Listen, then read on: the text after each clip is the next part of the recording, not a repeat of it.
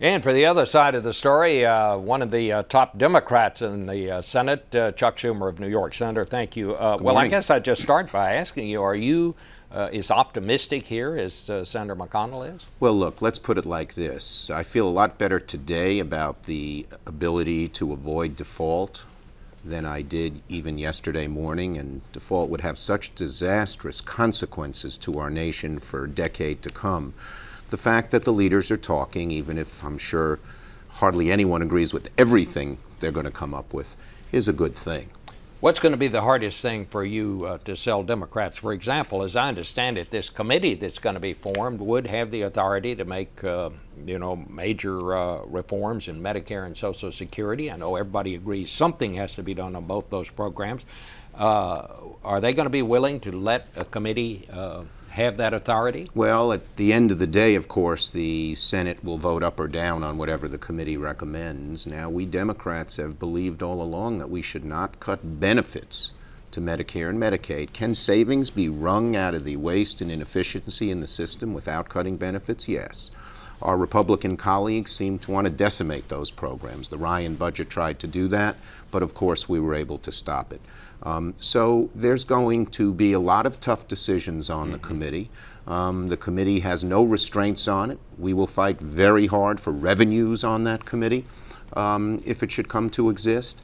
But we will, be very adamant that there shouldn't be benefit cuts in Medicare. But I would think one of the hardest things for you to sell your members is that if this committee cannot agree on cuts for these various programs, any program, then this will set off a trigger where there will be automatic cuts in these programs and also in defense spending. Well, the trigger's still being constructed, and nothing is done yet. There's lots of decisions yet to be made.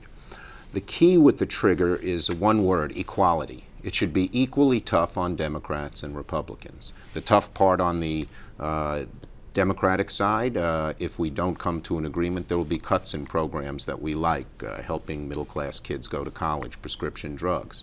On the Republican side, we believe that the trigger should have revenues, potentially, so that they would have to do things they hate, like close tax loopholes for oil companies and corporate jets. Another one being talked about is very significant cuts, equal cuts really, on the defense side of the ledger as well as on the domestic side of the ledger. And back a few years back, those kind of cuts importuned Republicans to go along with revenues, I think under the George Bush era. So the trigger will be tough, but if it's equally tough, it gives us a real chance to produce the kinds of things we believe America needs. I know that senators don't normally like to talk about the House, and House members don't like to talk about the Senate, but it's going to be tough to get this through the House. And after what we've seen over there last week, they want a lot more over there, it seems to me, than is going to be in this deal. Well, how do you, what makes you and Senator McConnell think you can get this through the House? Well, I'm not sure. First, we haven't seen it yet. Leader Reid and Democrats in the Senate have not signed off on this deal. We don't even know what all the details are, so we're not yet ready to try and urge anybody to be for it.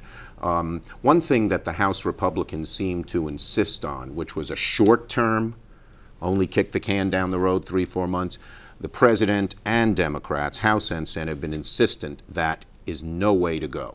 We have to get enough increase in the debt ceiling so it goes past 2012, because otherwise the markets will downgrade us, possibly, and all we'll be doing is having this same fight over and over again when jobs and helping middle-class families is our '1 concern, and we want to focus on that. So the House is going to have to swallow that, I think, without question. Well, it sounds like Senator McConnell is ready to do that. Well, you'll have to talk to him, but obviously, we have to have a longer term, because it's just counterproductive and devastating to the nation to have shorter term, and I think we'll prevail on that. I do. You say you don't know exactly what's in this. Who does? I mean, Senator Reid, the President? No, it's not that we don't know what's in it. A lot of things haven't been determined yet. The trigger, as I mentioned, which is essential, we're going to insist that it be equal. And both the White House and Democrats, Senate and House, are fighting for revenues to be in that trigger. Certainly that is the preferred alternative. Tough, equal defense cuts might work. We'd have to see how it looks. What are some of the other things that haven't been determined yet? I'm just trying to figure out where this is. Well, we feel very strongly that Medicare should not be cut in terms of benefits, and there shouldn't be benefit cuts in the trigger. There's that, Republicans always want to cut Medicare wherever they can, and we believe it has to be a more focused approach on the kind of waste and duplication without hurting beneficiaries. But there are hundreds of details here, and all of them have to be worked through, and obviously it's got to be done very quickly to avoid default, which is the nightmare for everybody. I just asked Senator McConnell this. I want to get your take on this too. What do you think has happened to Washington? And Senator McConnell said, well, Jefferson and and all of that, and that's obviously true. But I must say, I've been here 42 years, and I've never seen it like it is I think right now. you alluded to it when you asked Senator McConnell. I haven't seen anything quite like this sort of new group of sort of hard right people who believe compromise is a dirty word. When you have divided government, as Senator McConnell pointed out, you have to compromise. They have said, for instance, many of them, that it's okay for the nation to default. Now, that just flies in the face of logic. We know what would happen.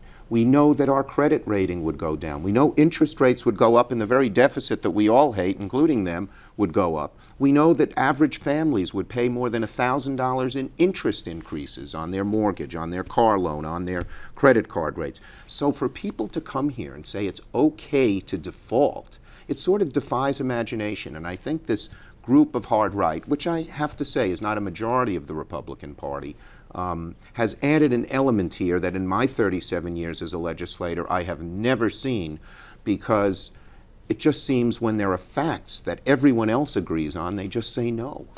You would admit that there are some on the left who are just as hard and fast. There are, and that is true. But what I would say is that Democrats have shown throughout this debate a willingness to compromise. I mean, the mirror image of what they do, no revenues, we should say no cuts.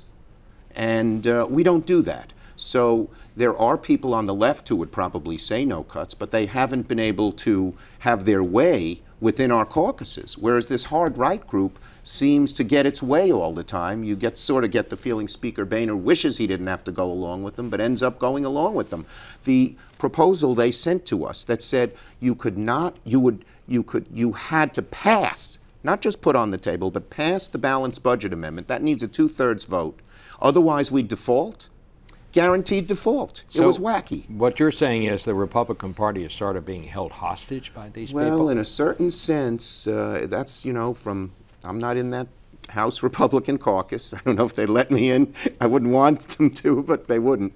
But that's how it seems to be, that a smaller group is dictating, whereas in the past, the majority within the caucuses was able to have more sway. Hopefully that will change. All right. Well, Senator, it's always a pleasure to have you here, too.